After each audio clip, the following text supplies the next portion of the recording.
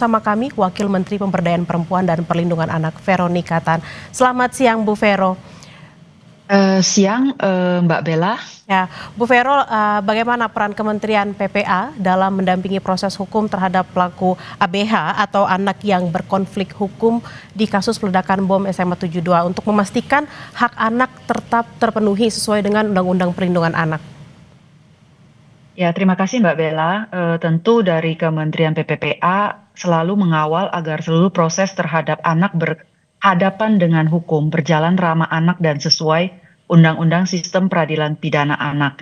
Nah, ini memang masih dalam penyidikan kepolisian, jadi kita tidak tahu anak ini sebenarnya bermasalah apa dan diduga kesepian dan mungkin tidak adanya komunikasi-komunikasi dengan lingkungan keluarga ataupun lingkungan sekolah. Tapi hak-hak dasar seperti pendampingan psikolog, pekerja sosial, paralegal, pemisahan dari orang dewasa, serta kerahasiaan identitas pasti harus terpenuhi. Prinsipnya sederhana, proses hukum tetap tegas, tapi kepentingan terbaik bagi anak tidak boleh ditinggalkan. Bu Vero, lalu tantangan utama mencegah radikalisasi di kalangan remaja ini seperti apa? Karena kita tahu kan remaja itu masih ingin menunjukkan diri, jati diri seperti itu ya Bu ya. Nah, tantangannya apa Bu? Betul, tantangan terbesar datang dari paparan konten ekstrim di ruang digital yang bergerak sangat cepat. Kita tidak pernah bisa melarang, tapi kita bisa membatasi. Karena mau nggak mau, zaman anak sekarang itu berbeda dengan zaman dulu. Mau nggak mau, zaman digital melekat kepada mereka. Tugas kita bukan menakut-takuti atau memutus akses gawai secara total, tapi jangan mudah dimanipulasi. Karena itu penting untuk penguatan ekosistem pencegahan. Tentu ini adalah kerja bareng keluarga, komunitas, sekolah, edukasi, deteksi dini, kanal pelaporan kita ada Sapa 129, hingga rujukan berjalan menjadi satu kesatuan. Tentu balik lagi yang kita katakan ini merupakan semua holistik, semua harus bergerak bareng. Semua harus bergerak secara bersama-sama, tidak hanya juga dari Kementerian Perlindungan Anak, tapi juga peran orang tua dan guru, terutama mengidentifikasi tanda-tanda anak-anak ini mungkin ada arah-arah yang ke radikalisasi. Nah, pembatasannya itu seperti apa Bu? Karena kan kadang orang tua atau mungkin wali murid gitu ya, tidak mengetahui sejauh mana mereka harus membatasi akses anak-anak tersebut. Makanya balik lagi, mungkin ada tips-tips yang bisa saya berikan untuk zaman anak-anak sekarang. Mau nggak mau, kita harus ikut di dalam arus dunia saat ini, karena mungkin orang tua juga sangat jajetan sekarang. Jadi istilahnya dunia digital itu sudah tidak terbatas. Yang harus dibatasi adalah bagaimana cara kita berkomunikasi dengan anak kita, termasuk orang tua. Ada beberapa tips yang sebenarnya kita bisa lakukan sekarang ini untuk zaman urgensi ini. Yang paling penting, peranan pemerintah jelas melalui PP Tunas tahun 2025, PP Tunas nomor 17, pembatasan tata kelola. Ada pembatasan-pembatasan.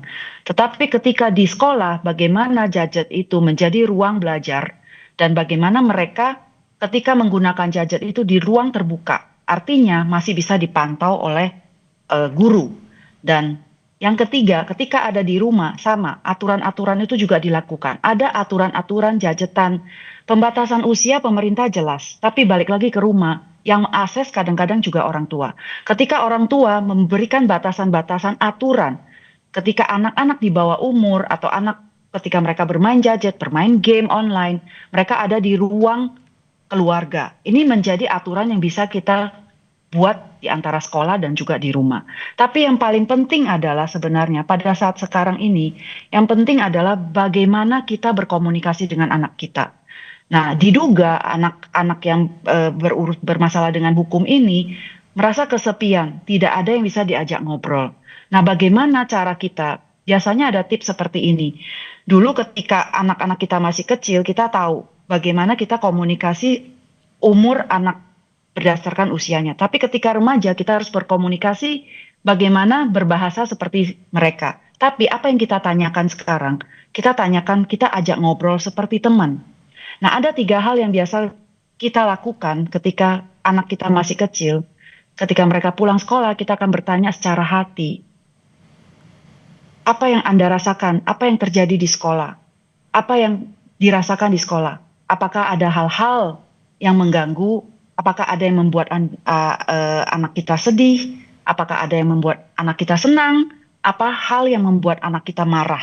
Nah, komunikasi-komunikasi ini akan membuka dialog sebenarnya. Bagaimana hubungan komunikasi kita dengan anak.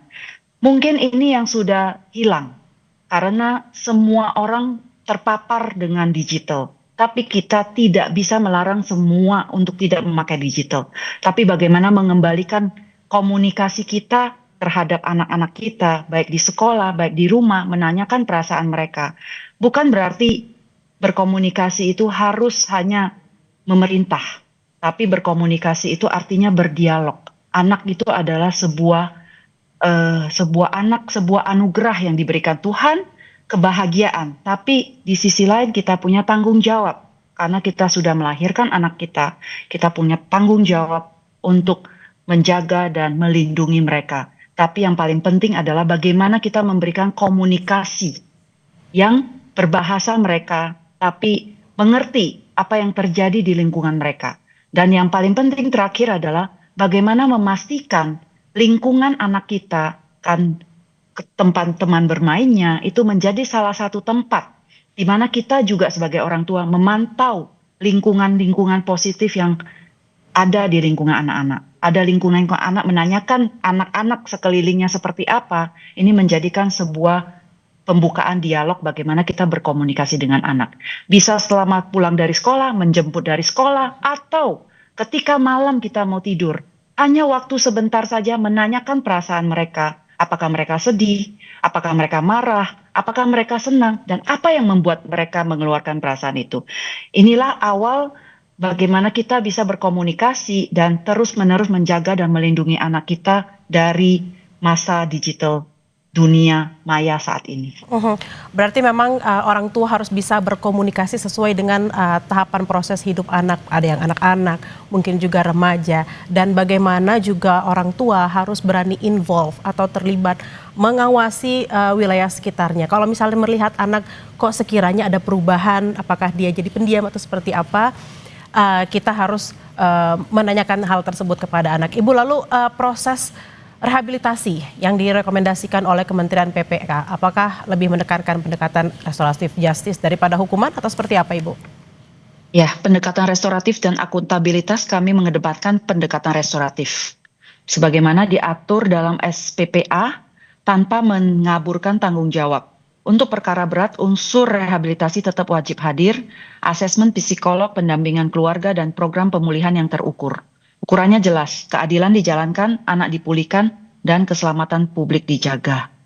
Dan sekali lagi juga berduka juga korban-korban yang terkena dampak dari anak yang bermasalah dengan hukum ini. Nah, kemudian terkait dengan tadi anak yang terkena hukum dan juga korban-korban, bagaimana Kementerian PPA memastikan reintegrasi ABH-nya ke masyarakat setelah proses hukum selesai agar mereka tidak kembali mengulangi apa yang kemarin dilakukan?